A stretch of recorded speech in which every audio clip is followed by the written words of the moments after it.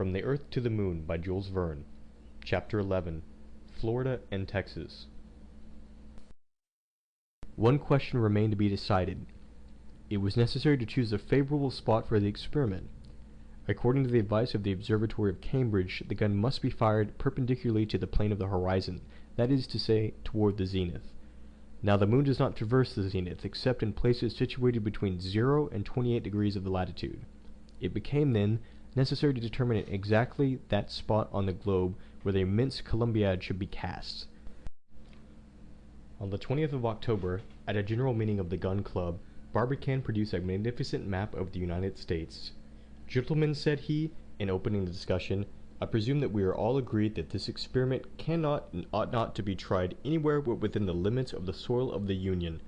Now, by good fortune, certain frontiers of the United States extend downward as far as the 28th parallel of the north latitude.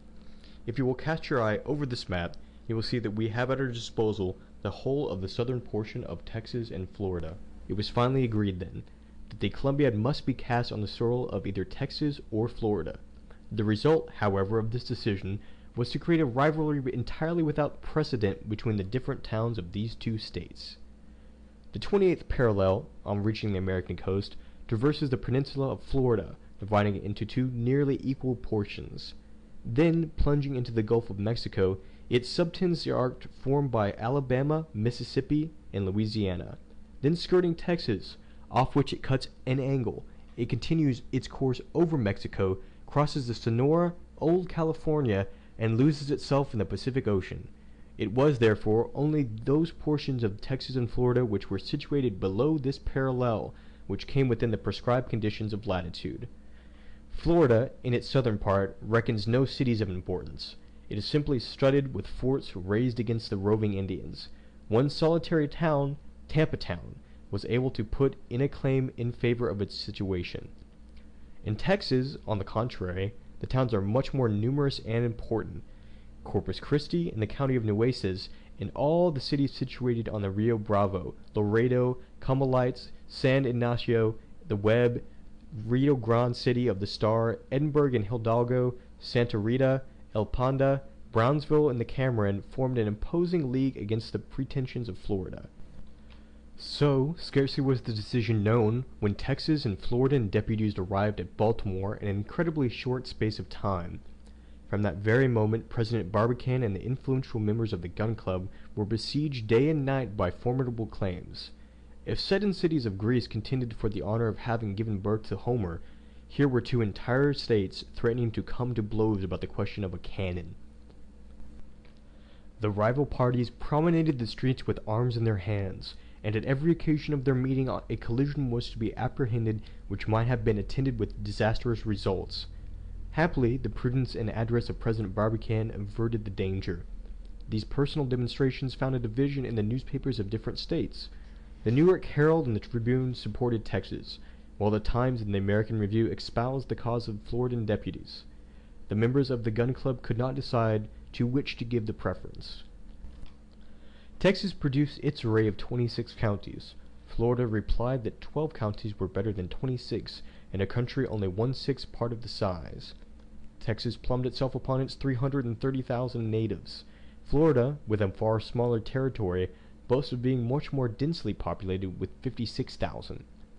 The Texas, though the columns of the Herald claimed that some regard should be had to a state which grew the best cotton in all America, produced the best green oak for service of the Navy, and contained the finest oil, besides iron mines, in which the yield was 50% of pure metal.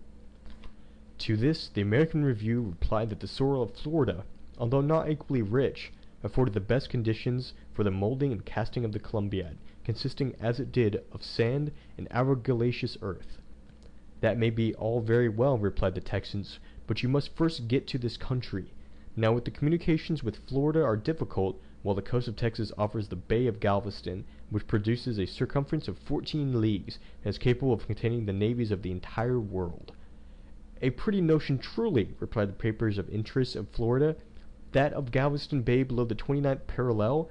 Have we not got the Bay of Espiritu Santo, opening precisely upon the 28th degree, and by which ships can reach Tampa Town by direct route? A fine bay, half choked with sand, "Choke yourselves," returned the others. Thus the war went on for several days, when Florida endeavored to draw her adversary away from the fresh ground, and one morning the Times hinted that, the enterprise being essentially American, it ought not to be attempted upon other than purely American territory. To these words Texas retorted, "America, are we not so much as you? Were not Texas and Florida both incorporated in the Union in 1845? "Undoubtedly," replied the Times, "but we have belonged to the Americans ever since 1820. "Yes," returned the Tribune, "after having been Spaniards or English for 200 years, you were sold to the United States for $5,000,000. Well, and why we need blush for that? Was not Louisiana bought from Napoleon in 1803 at the price of $16,000,000? "Scandalous," roared the Texas deputies. "A wretched little strip of country like Florida to dare to compare itself to Texas, who in place of selling herself asserted her own independence, drove out the Mexicans on March 2nd, 1846, and declared herself a federal republic after a victory gained by Samuel Houston on the banks of San Jacinto over the troops of Santa Anna, a country, in fine, which voluntarily annexed itself to the United States of America." "Yes, it was afraid of the Mexicans," replied Florida. Afraid! From this moment the state of things became intolerable. A sanguinary encounter seemed daily imminent between the two parties of the streets of Baltimore. It became necessary to keep an eye upon the deputies. President Barbicane knew not which way to look. Notes, documents, letters full of menaces showered down upon his house. Which side ought he to take? As regarded the appropriation of soil, the facility of communication, the rapidity of transport, the claims of both states were evenly balanced. As for political prepossessions, they had nothing to do with the question. This deadlock had existed for some little time, when Barbicane resolved to get rid of it all at once. He called a meeting of his colleagues, and laid before them a proposition which, it will be seen, was profoundly sagacious. "On carefully considering," he said, "what is going on now between Florida and Texas, it is clear that the same difficulties will recur with all the towns of the favored state. The rivalry will descend from state to city, and so on downward. Now Texas possesses 11 towns within the prescribed conditions, which will further dispute the honor and create us new enemies, while Florida has only one. I go in, therefore, for Florida and Tampa town." This decision, on being made known, utterly crushed the Texan deputies.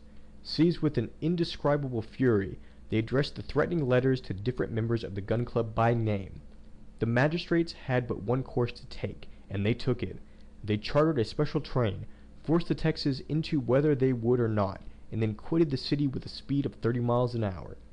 Quickly, however, as they were dispatched, they found time to hurl one last and bitter sarcasm at their adversaries. Alluding to the extent of Florida, a mere peninsula confined between two seas, they pretended that it would never sustain the shock of the discharge, and that it would bust up at the very first shot. "Very well, let it bust up," replied the Floridans, with a brevity of the days of ancient Sparta. End of chapter 11.